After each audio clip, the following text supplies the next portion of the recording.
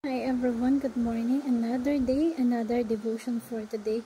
Ang topic natin, ano nga ang kahalagahan ng Diyos na hindi nagbabago? So, unchangeable lessness. Yan po ang topic natin today. So,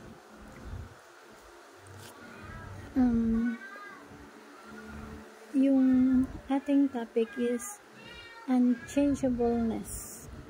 God's immutability means He never changes in being, attributes, purpose, or promises. He is the same yesterday, today, and forever. God's character remains constant. This assures believers that His word, covenant, and saving purposes stand firm. While creation shifts and fades, God is the internal rock and refuge who secure our confidence. So sabi dito sa Numbers 23:19, God is not human that He should lie, nor a human being that should change His mind. Does He speak and that count?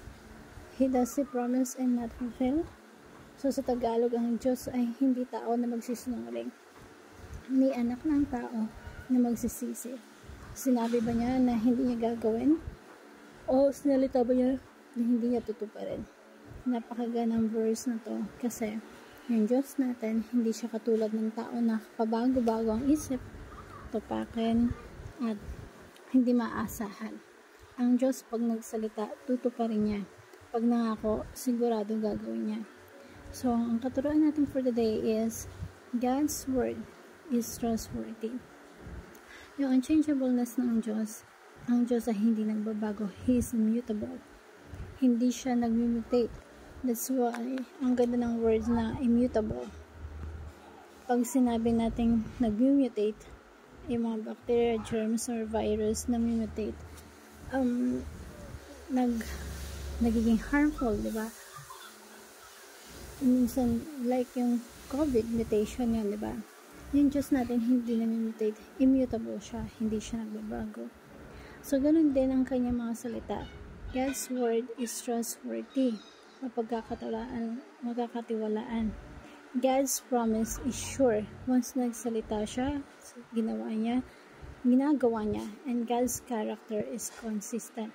Na anuman ang gawin niya, consistent siya. That's God is mapapagkakatiwalaan natin na hindi napapako at hindi nabibigo.